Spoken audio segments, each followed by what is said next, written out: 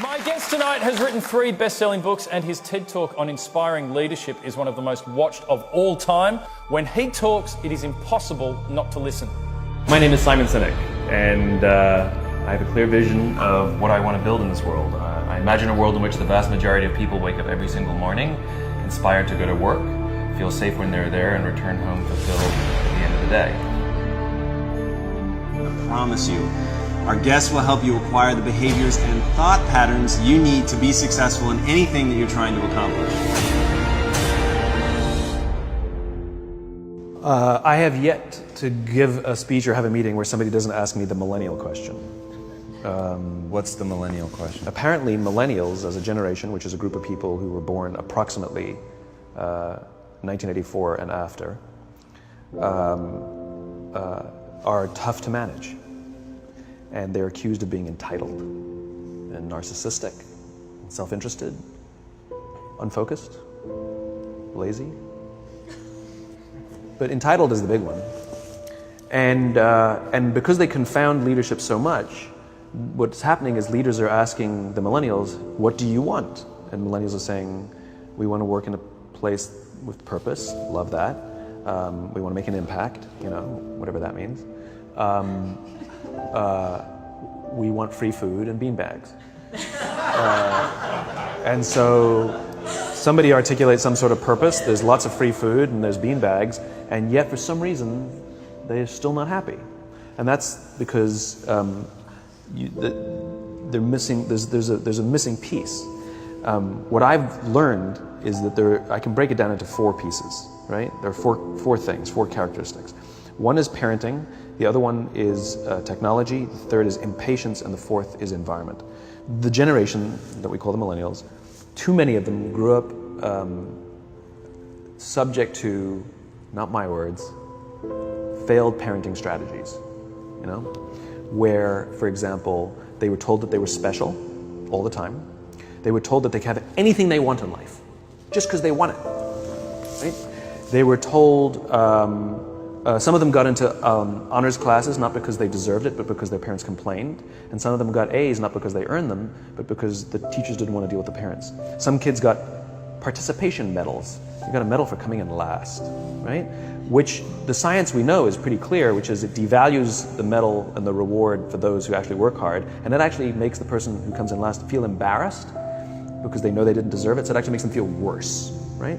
So you take this group of people and they graduate school and they get a job, and they're thrust into the real world, and in an instant they find out they're not special, their moms can't get them a promotion, that you get nothing for coming in last, and by the way, you can't just have it because you want it, right? And in an instant, their entire self-image is shattered. And so you have an entire generation that's growing up with lower self-esteem than previous generations. The other problem, to compound it, is we're growing up in a Facebook, Instagram world. In other words, we're good at putting filters on things. We're good at showing people that life is amazing even though I'm depressed, right? And so everybody sounds tough, and everybody sounds like they got it all figured out. And the reality is there's very little toughness, and most people don't have it figured out.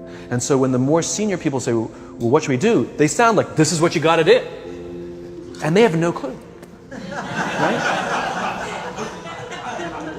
So you have an entire generation growing up with lower self-esteem than previous generations, right? Through no fault of their own, right? They were dealt a bad hand, right? Now let's add in technology.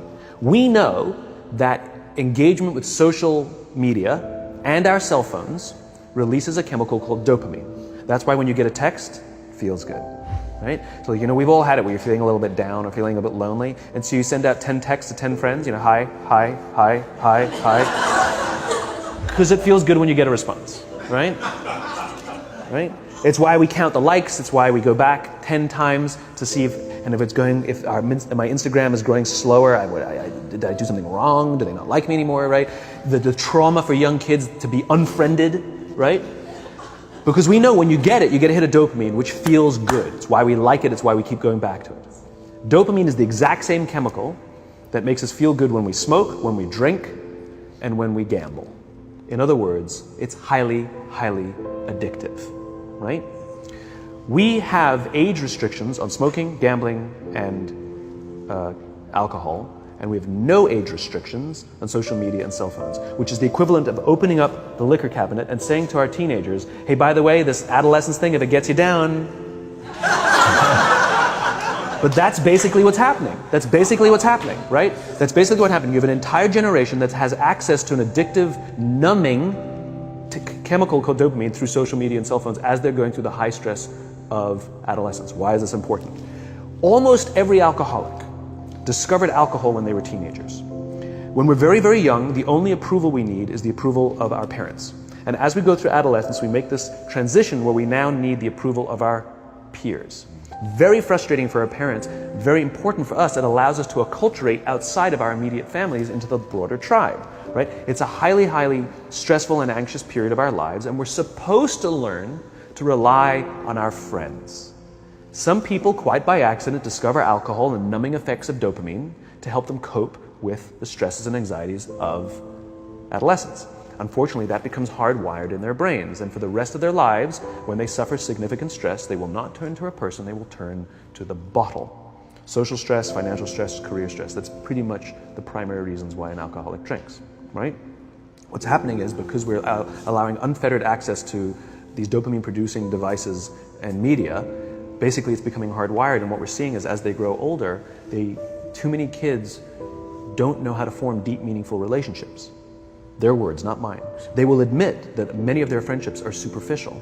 They will admit that their friends, that they don't count on their friends, they don't rely on their friends, they have fun with their friends, but they also know that their friends will cancel on them if something better comes along. Deep, meaningful relationships are not there because they never practice the skill set, and worse, they don't have the coping mechanisms to deal with stress. So when significant stress starts to show up in their lives, they're not turning to a person, they're turning to a device, they're turning to social media, they're turning to these things which offer temporary relief. We know, the science is clear, we know that people who spend more time on Facebook suffer higher rates of depression than people who spend less time on Facebook, right?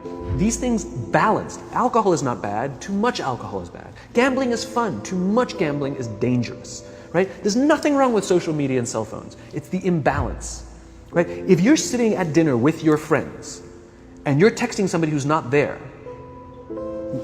that's a problem. That's an addiction. If you're sitting in a meeting with people you're supposed to be listening to and speaking, and you put your phone on the table, face up or face down, I don't care, that sends a subconscious message to the room that you're just not that important to me right now, right? That's what happens. And the fact that you cannot put it away is because you are addicted, right? If you wake up and you check your phone before you say good morning to your girlfriend, boyfriend, or spouse, you have an addiction.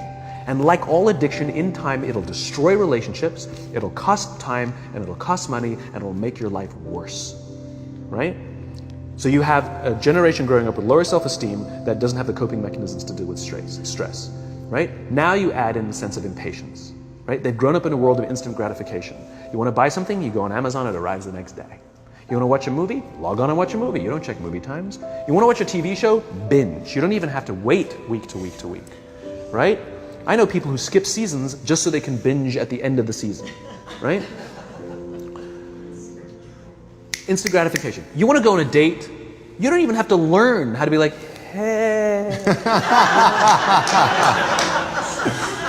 You don't even have to learn and practice that skill. You don't have to be the uncomfortable one who says yes when you mean no, and says no when you mean no, and yes when you don't have to swipe right. Bang, I'm a stud. Right? You don't have to learn the social coping mechanisms, right? Everything you want, you can have instantaneously. Everything you want, instant gratification. Except job satisfaction and strength of relationships, there ain't no app for that. They are slow, meandering, uncomfortable, messy processes. And so I keep meeting these wonderful, fantastic, idealistic, hardworking, smart kids. They've just graduated school. They're in their entry-level job. I sit down with them and I go, how's it going? They go, I think I'm going to quit. I'm like, why? They're like, I'm not making an impact. I'm like, you've been here 8 months. You know? It's as if they're standing at the foot of a mountain and they have this abstract concept called impact that they want to have in the world, which is the summit. What they don't see is the mountain. I don't care if you go up the mountain quickly or slowly, but there's still a mountain. And so what this young generation needs to learn is patience. That some things that really, really matter, like love, or job fulfillment, joy, love of life, self-confidence, a skill set, any of these things. All of these things take time. Sometimes you can expedite pieces of it, but the overall journey is arduous and long and difficult. And if you don't ask for help and learn that skill set, you will fall off the mountain, or you will, the worst case scenario, and we're already seeing it. The worst case scenario is we're seeing an increase in suicide rates. We're seeing an increase in this generation. We're seeing an increase in accidental deaths due to drug overdoses. We're seeing more and more kids drop out of school or take leaves of absence due to depression. Unheard of. This is really bad. The best case scenario, those are all bad cases, right? The best case scenario is you'll have an entire population growing up and going through life and just never really finding joy. They'll never really find deep fulfillment in work or in life. They'll just waft through life and it'll be just, it's fine. How's your job? It's fine. The same as yesterday. How's your relationship? It's fine. Like that's the best case scenario. Which leads me to the fourth point, which is environment. Which is we're taking this amazing group of young, fantastic kids who are just dealt a bad hand. It's no fault of their own. And we put them in corporate environments that care more about the numbers than they do about the kids. They care more about the short-term gains than the long-term life of this young human being. We care more about the year than the lifetime, right? And so we are putting them in corporate environments that aren't helping them build their confidence, that aren't helping them learn the skills of cooperation, that aren't helping them overcome the challenges of a digital world and finding more balance, that isn't helping them overcome the need to have instant gratification and teach them the joys and impact and the fulfillment you get from working hard on something for a long time that cannot be done in a month or even in a year. And so we're thrusting into them in corporate environments, and the worst part about it is they think it's them. They blame themselves. They think it's them who can't deal. And so it makes it all worse. It's not. I'm here to tell them it's not them. It's the corporations. It's the corporate environments. It's the total lack of good leadership in our world today that is making them feel the way they do. They were dealt a bad hand, and I hate to say it, but it's the company's responsibility. Sucks to be you. Like, we have no choice, right? This is what we got, and I wish that society and their parents did a better job. They didn't. So we're getting them in our companies, and we now have to pick up the slack. We have to work extra hard to figure out the ways that we build their confidence. We have to work extra hard to find ways to teach them the social skills that they're missing out on. There should be no cell phones in conference rooms. None. Zero. And I don't mean the kind of like sitting outside waiting to text. I mean like when you're sitting and waiting for a meeting to start, this is what we all do. We all sit here and wait for the meeting to start. Meeting starting? Okay. And we start the meeting. No, that's not how relationships are formed. Remember we talked about it's the little things? Relationships are formed this way. We're waiting for a meeting to start and we go, how's your dad? I heard he was in the hospital. Oh, he's really good. Thanks for asking. He's actually at home now. Oh, I'm really glad. It was really amazing. I know, it was really scary for a while. That's how you form relationships. Hey, did you ever get that report done? Oh my God, no, I didn't. I'll help you out. Can I help you out with that? Really? That's how trust forms. Trust doesn't form at an event in a day. Even bad times don't form trust immediately. It's the slow, steady consistency. And we have to create mechanisms where we allow for those little innocuous interactions to happen. But when we allow cell phones in conference rooms, we just, okay, have the meeting. And then my favorite is like when there's a cell phone there and you go like this, you go. It rings and you go. I'm not going to answer that. Mr. Magnanimous, you know? When you're out for dinner with your friends, like I do this with my friends. When we're going out for dinner and we're leaving together, we'll leave our cell phones at home. Who are we calling? Maybe one of us will bring the phone in case we need to call an Uber or take a picture of our meal. That goes without saying, come on. I'm an idealist, but I'm not insane. You know? At a heathen. I mean, it looked really good. We'll take one phone. And so it's like an alcoholic. The reason you take the alcohol out of the house is because we cannot trust our willpower. We're just not strong enough. But when you remove the temptation, it actually makes it a lot easier. And so when you just say, don't check your phone, people literally will go like this. And somebody will go to the bathroom, and what's the first thing we do? Because I wouldn't want to look around the restaurant for a minute and a half, you know? But if you don't have the phone, you just kind of enjoy the world. And that's where ideas happen. The constant engagement is not where you have innovation and ideas. Ideas happen when our minds wander and we go, and you see something, I bet they could do that. That's called innovation, right? But we're taking away all those little moments, right? You should not, and none of us should charge our phones by our beds. We should be charging our phones in the living rooms, right? Remove the temptation. You wake up in the middle of the night because you can't sleep, you won't check your phone, which makes it worse. But if it's in the living room, it's relaxed, it's fine. But it's my alarm clock. Buy an alarm clock. They cost $8, right? I'll buy you an alarm, right? But the point is we now in industry, whether we like it or not, we don't get a choice. We now have a responsibility to make up the shortfall and to help this amazing, idealistic, fantastic generation build their confidence, learn patience, learn the social skills, find a better balance between life and technology. Because, quite frankly, it's the right thing to do.